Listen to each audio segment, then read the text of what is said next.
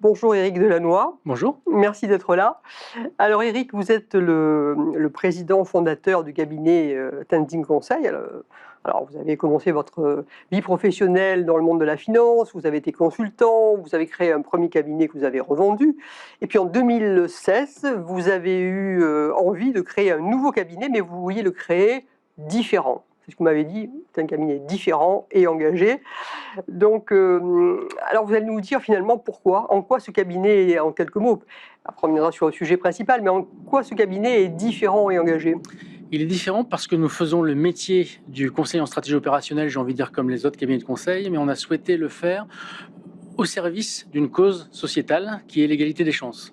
Aujourd'hui, dans la stratégie opérationnelle, vous avez des recrutements qui se font dans les grandes écoles, quasiment les mêmes. Nous avons souhaité, nous, diversifier l'origine des talents pour s'occuper des compétences et ne pas s'occuper du diplôme. Donc c'est très différent par rapport à une mixité sociale et c'est aussi très différent sur la répartition de la valeur. On en reparlera tout à l'heure. Oui, oui d'ailleurs, le premier point qui est assez évident quand on vous rencontre, quand on rencontre les membres du cabinet, c'est de voir que vous avez mis vos convictions en application, en ce sens qu'il y a une parité au sein du cabinet. Et finalement, alors que le métier du conseil est généralement exercé majoritairement par des femmes mais dirigé par des hommes, c'est pas le cas chez vous. C'est pas le cas chez nous. Nous avons une double parité en fait. Nous avons une parité dans la mixité sociale, ce qui est aussi très important, ce qui était un des objectifs pour le déterminisme social.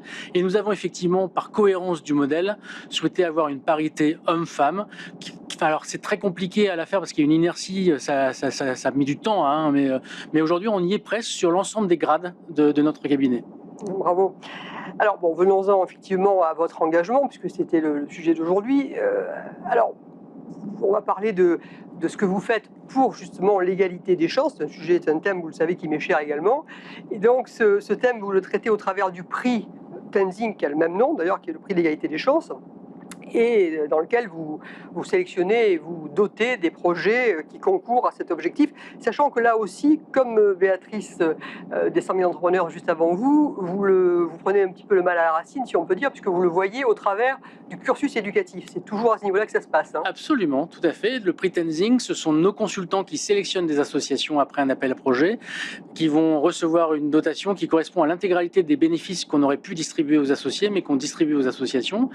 Et effectivement, nous avons souhaité travailler le déterminisme social à la racine, donc par l'éducation. Et il est évident que quand on regarde les problématiques de discrimination, les problématiques de genre dans l'éducation, on s'aperçoit que les femmes sont elles-mêmes très concernées par des formes d'impossibilité subies ou intériorisées de pouvoir évoluer vers des métiers, vers les métiers de tout le monde en fait. Et ça, nous avons essayé de le traiter en sélectionnant quelques associations qui soient très emblématiques sur le sujet. Oui, ça c'est ce qui est intéressant, parce qu'au départ, vous êtes effectivement tout public en quelque sorte, mais néanmoins, vous avez des sélections spécifiques qui privilégient des cursus justement féminins ou de l'apprentissage, des filières d'apprentissage où les femmes ne vont pas, où il faut qu'elles aillent. On pense immédiatement bien sûr à la tech, mais pas que. Il y a d'autres sujets qui sont exactement de la même façon.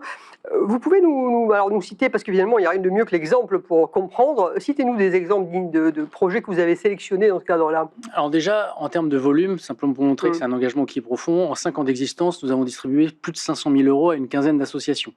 Parmi lesquelles, effectivement, j'ai envie de citer Bicomtech. Bicomtech est une très belle association qui permet à des jeunes femmes de pouvoir s'initier, prendre confiance pour pouvoir intégrer les métiers de la tech de manière spécifique, puisqu'il y a un grand déficit de femmes dans les métiers de la tech. Mais je parlerai également, donc là c'est vraiment très direct. Bicomtech, si je ne me trompe pas, est dirigé par une femme également. Qui est dirigé par une femme, créé et dirigé par une femme, tout à fait. Alors ça, c'est vraiment, là, on est au cœur de l'éducation et de sortir des biais et des stéréotypes de genre. Typiquement, on a d'autres associations qui sont sur ce sujet-là, comme Chemin d'Avenir. Chemin d'Avenir met en place des mécénats spécifiques pour faire en sorte que les jeunes femmes prennent confiance en elles, dans les freins intériorisés que l'on constate dans l'éducation. Il y a cette problématique de confiance en soi qu'il faut traiter. Chemin d'Avenir le fait très bien. Sport dans la ville, qui a mis en place un programme spécifique de Elle dans la ville, pour promouvoir la réussite des jeunes femmes de milieux de quartiers populaires en ayant des programmes spécifiques. Et enfin, je voudrais saluer, c'est pas une association que nous sponsorisons, mais nous avons été sélectionnés pour pouvoir travailler sur l'index de la diversité d'Elisabeth Moreno. Très bien. Et cet index de la diversité interroge la mobilité des femmes dans l'entreprise, à tous les strates de l'entreprise. Oui, bien sûr, bien sûr. Non, mais de toute façon, je pense que C'est vrai qu'au départ, il y a toujours cette volonté d'amener l'ensemble, hommes et femmes, garçons et filles, vers une progression, vers un avenir, vers cette question justement d'entreprendre et d'entreprendre leur vie, comme on le disait précédemment. Mais néanmoins, on voit bien que chaque fois, il y a quand même une spécificité à avoir, malheureusement encore. Un jour, ça ne sera plus le cas, du moins j'espère, mais pour que les filles, les femmes trouvent davantage leur voie également. Et ça, c'est très important. Et puis, c'est intéressant de voir que finalement, l'ensemble de la chaîne y contribue, parce qu'on a vu juste avant une association. Vous n'êtes pas une association, même si vous avez un mode d'action qui relève, avec d'ailleurs les nombreux agréments, les labels, etc., que vous avez. L'objectif n'était pas de parler de Tendic en tant que tel, mais néanmoins, ça prouve bien la qualité du travail qui est accompli. Et on voit que cet ensemble, toute cette chaîne économique contribue et est consciente aujourd'hui de la nécessité d'avoir des femmes au bon niveau, en fait. Quand on parle de la juste place des femmes, qui était votre propos initial, nous, on a une conception de l'égalité des chances qui est l'égalité d'accès. En fait, le vrai problème des femmes aujourd'hui dans l'accession à certaines responsabilités, c'est qu'on ne leur donne pas accès. On ne leur donne pas accès parce qu'elles-mêmes ont des freins pour les accès. Et puis, par ailleurs, il y a tous les entre-soi qui, malheureusement, sont des freins eux-mêmes. Donc, nous, on essaie de faire sauter toutes les barrières des entre-soi, notamment dans le monde du conseil, et on travaille sur les problématiques intériorisées des freins personnels, comme notamment la confiance en soi.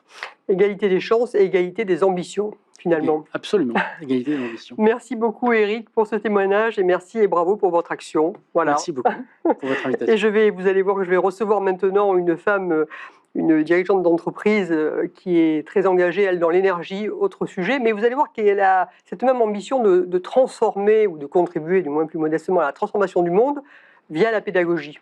Oui, c'est un sujet éminemment nécessaire en ce moment. Merci Éric, merci beaucoup. Merci.